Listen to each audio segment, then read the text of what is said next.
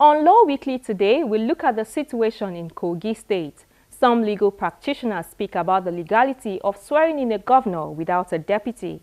We also have a recap of the top legal stories of the past week. In our interview segment, we chat with a senior advocate of Nigeria, Femi Atoyebi. Mr. Atoyebi was called to the Nigerian bar in 1981. He was called to the Ghanaian bar in 2003 and has practiced law for about 35 years. In this interview, we talk about the anti-graft war of the federal government, the role of lawyers, and the need for more accountability in government. Hello and welcome to the program. I am Shola Sheyeli.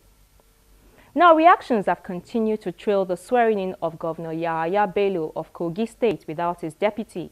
The APC's James Faleke was conspicuously absent at last Wednesday's ceremony, and no replacement was announced at the event. Many observers have described the development as a first in Nigeria's political history. The unusual situation started, of course, with the sudden death of the original governorship candidate, the late Abubakar Audu, on the eve of what many insisted was an election victory. The situation was escalated with the refusal of Audu's running mate, James Faleke, to accept the party's choice, Yahaya Bello, as a replacement for the late Audu. Mr. Faleke not only objected to the party's decision, he also approached the election tribunal in the state, asking to be declared the governor-elect. He contended that the election had been won and lost even before Mr. Audu died. A few days before the supplementary election, Mr. Faleke wrote to the Independent National Electoral Commission, INEC, demanding the removal of his name as the running mate to Alhaji Yahaya Bello in the election.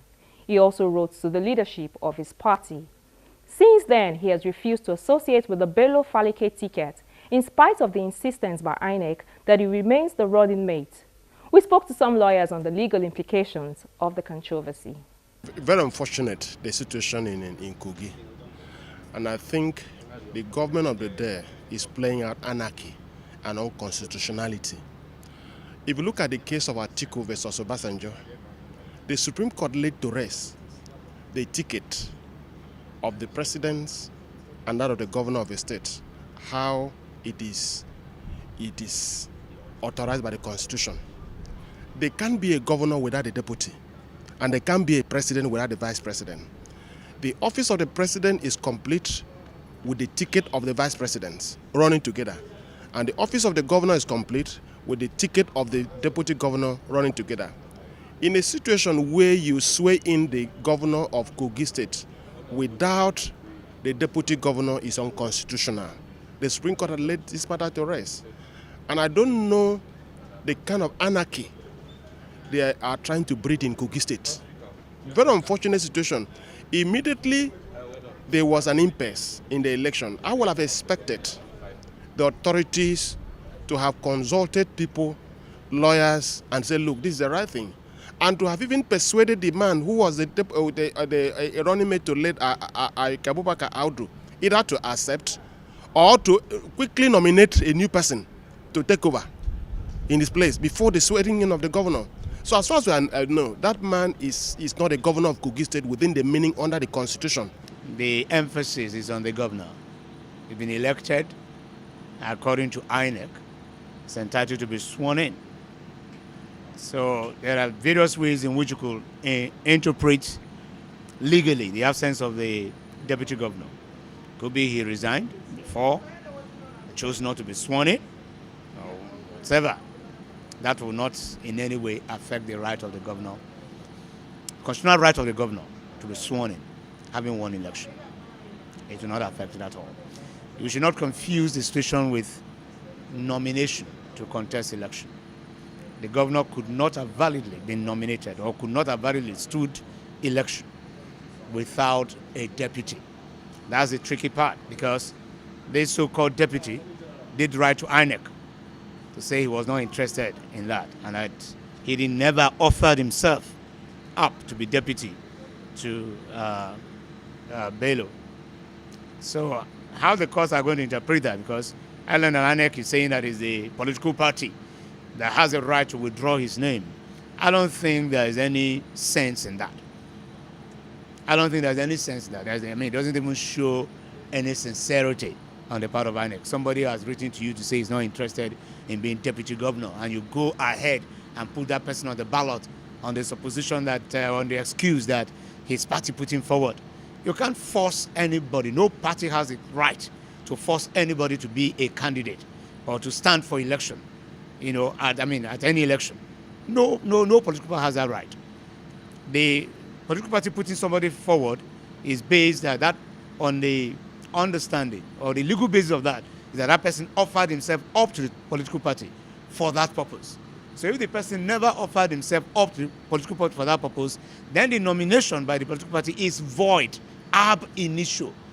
I had expected before now the members of the political party involved ought to have sorted out themselves.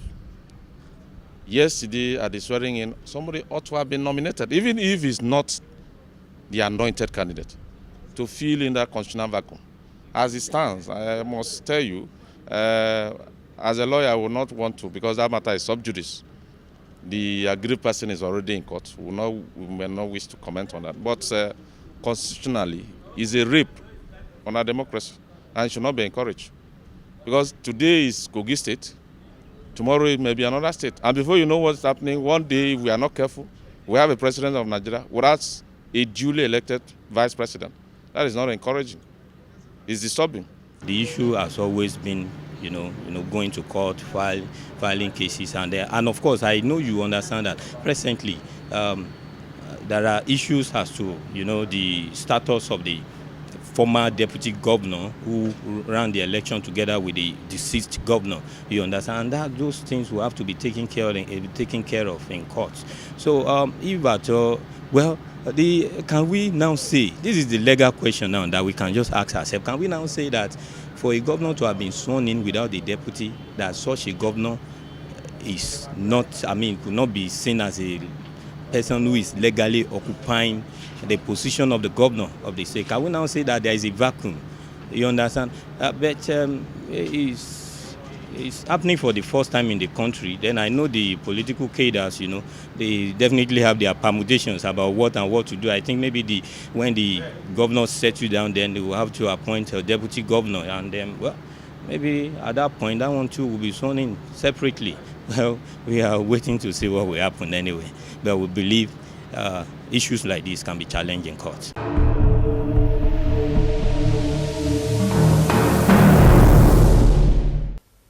Will the party succeed in replacing Faleke, or will Faleke be able to convince the courts that he should be sworn in as governor? These are issues that only the courts can resolve.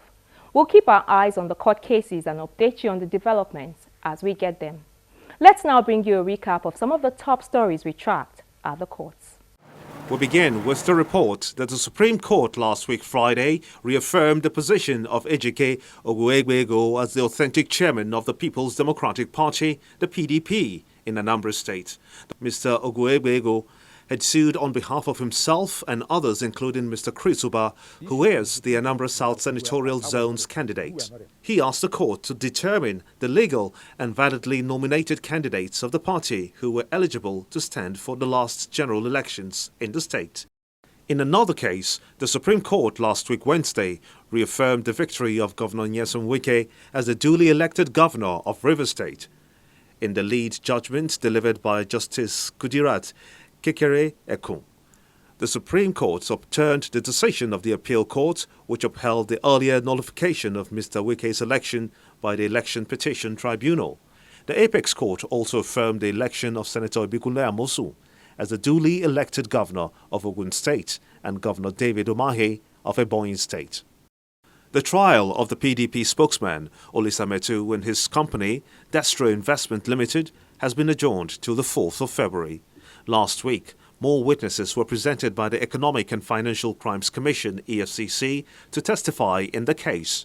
Mr. Metu is being tried before a federal high court in Abuja for allegedly receiving 400 million naira from former National Security Advisor, retired Colonel Sambo Dasuki, who is also being tried for allegedly laundering $2.1 billion.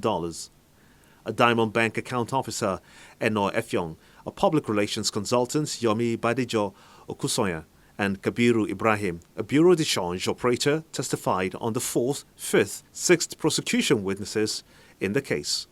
Meanwhile, Mr. Metu has been freed from Kuje prison. He was released after fulfilling the bail conditions imposed on him by the court.